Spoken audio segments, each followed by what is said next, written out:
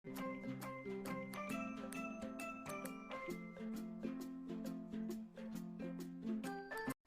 Hello എല്ലാ കൂട്ടുകാർക്കും പുതിയൊരു വീഡിയോയിലോട്ട് സ്വാഗതം.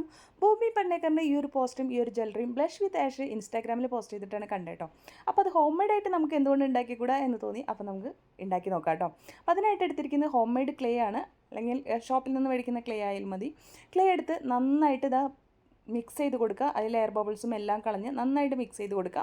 അതിന് ശേഷം എന്താ ഇങ്ങനെ നല്ല റൗണ്ടായിട്ട് നീറ്റായിട്ട് എടുക്കുക കേട്ടോ. അതിന് ഒന്ന് ബോളാക്കി എടുത്തതിന് ശേഷം എന്താ ഇതേപോലെ ഒന്ന് എറിഞ്ഞു കൊടുത്തു കഴിഞ്ഞിട്ടുണ്ടെങ്കിൽ താഴത്തെ ഭാഗം ഫ്ലാറ്റായിട്ട് കിട്ടും. അങ്ങനെ ഒരു മെത്തേഡ് അങ്ങനെയാണ്. അതല്ലെങ്കിൽ നമുക്ക് ഇതേപോലെ ബോളാക്കി സൈഡാക്കി രണ്ടെണ്ണം ആക്കിയെടുക്കാം. അതല്ലെങ്കിൽ നമ്മുടെ കയ്യിൽ ഇതേപോലത്തെ മോൾഡ് ഉണ്ടെങ്കിൽ ഇതിൽ നമ്മൾ ഓയിൽ ഒഴിച്ചു കൊടുക്കുക കേട്ടോ. നമ്മുടെ ഓയിലൊക്കെ യൂസ് ചെയ്തതിൻ്റെ ബാക്കിയൊക്കെ ഉണ്ടാവില്ല, അത് മതി കേട്ടോ. എന്നിട്ട് ഇതേപോലെ നല്ലൊരു ക്ലേയുടെ ബോൾ നല്ല നീറ്റ് ആൻഡ് ഫിനിഷിംഗ് ആയിട്ട് എടുത്തിട്ട് ഇതിൻ്റെ ഉള്ളിലോട്ട് വെച്ച് ഇതേപോലെ പ്രസ് ചെയ്ത് കൊടുക്കുക. എക്സസ് ആയിട്ടുള്ളതൊക്കെ കളഞ്ഞു കൊടുക്കുക കേട്ടോ. നന്നായിട്ട് പ്രസ് ചെയ്തെടുത്ത് ഓയിലിട്ടത് കൊണ്ട് തന്നെ നമ്മൾ നന്നായിട്ട് പ്രസ് ചെയ്തൊക്കെ കൊടുത്ത് ഷേപ്പ് ചെയ്ത് കഴിഞ്ഞാൽ ഇങ്ങനെ പതുക്കെ എടുത്തു കഴിഞ്ഞാൽ നമുക്ക് ആ ക്ലേ ഇതേപോലെ കിട്ടും കേട്ടോ. അപ്പോൾ ഒരു പ്രാവശ്യം കിട്ടിക്കഴിയുമ്പോൾ സൈഡൊക്കെ ഒരു പ്രശ്നമുണ്ടെന്ന് തോന്നുകയാണെങ്കിൽ കുറച്ചും കൂടെ ഓയിൽ അതിലോട്ട് ഇട്ട് കൊടുത്തതിന് ശേഷം ഒന്നും കൂടെ ആ മോൾഡിലോട്ട് എടുത്താൽ മതി കേട്ടോ. അപ്പോൾ അത് ഇതേപോലെ എടുത്തതിന് ശേഷം നമുക്ക് ഒരു കേടായിട്ടുള്ള ഡാമേജ് ആയിട്ടുള്ള ബ്രഷ് എടുക്കാം. നമ്മുടെ പെയിൻ്റ് ഒക്കെ ചെയ്യുന്ന ബ്രഷ് ഉണ്ടല്ലോ, അതെടുത്തിട്ട് ഇതേപോലെ പ്രസ് ചെയ്ത് കൊടുക്കുക കേട്ടോ. അതിലൊരു ടെക്സ്ചർ ഉണ്ട്, ആ ഒരു ടെക്സ്ചർ വരുത്താൻ വേണ്ടിയിട്ടാണ് കേട്ടോ. ഇങ്ങനെ മണലൊക്കെ വാരിയിട്ട പോലത്തെ ഒരു ടെക്സ്ചർ ഉണ്ടല്ലോ, അത് വരുത്താൻ വേണ്ടിയിട്ടാണ്.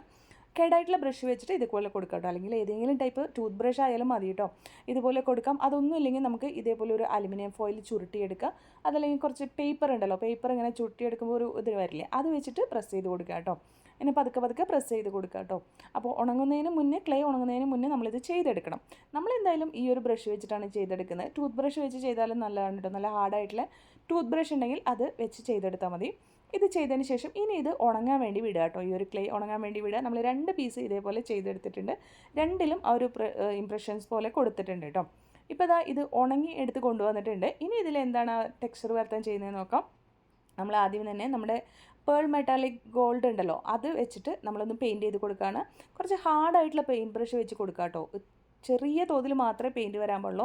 ഓവറായിട്ട് പെയിൻറ്റ് വന്നാൽ ഒരു ഭംഗി ഉണ്ടാവില്ല കേട്ടോ. അപ്പോൾ അത് താഴെ ഭാഗം ഒക്കെ കൊടുത്തിട്ടുണ്ട്, സൈഡും താഴെയും ഒക്കെ കൊടുത്തിട്ടുണ്ട് കേട്ടോ.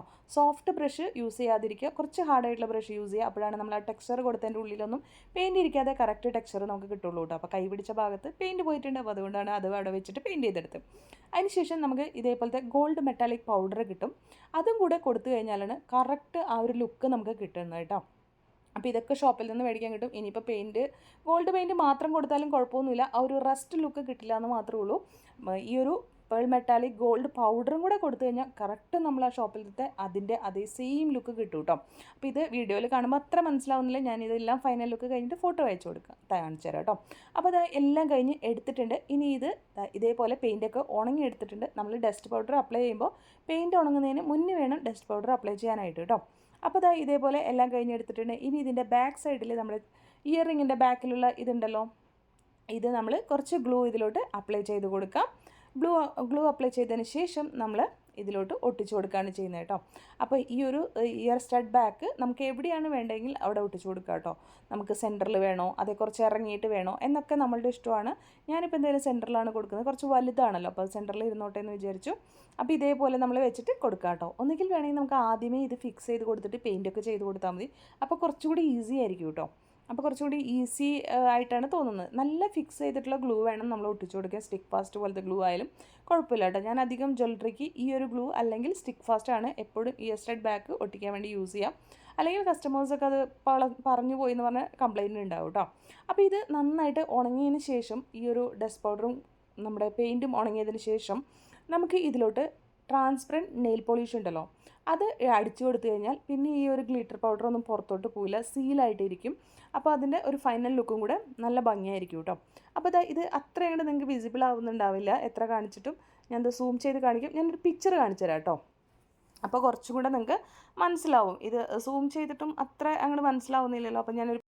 അപ്പോൾ ഇതിൻ്റെ ഫൈനൽ ലുക്ക് ഇതേപോലെയാണ് ഇരിക്കുന്നത്. കറക്റ്റായിട്ടുണ്ടെന്നാണ് എനിക്ക് തോന്നുന്നത്. നിങ്ങളുടെ അഭിപ്രായങ്ങൾ കമൻറ്റിൽ പറയണം കേട്ടോ. അപ്പോൾ ഈ ബ്യൂട്ടിഫുൾ ആയിട്ടുള്ള ഇയർ റിങ് ഇൻട്രൊഡ്യൂസ് ചെയ്ത ബ്ലഷ് വിത്ത് ആഷിന് ഒരുപാട് താങ്ക്സ് ഉണ്ട്.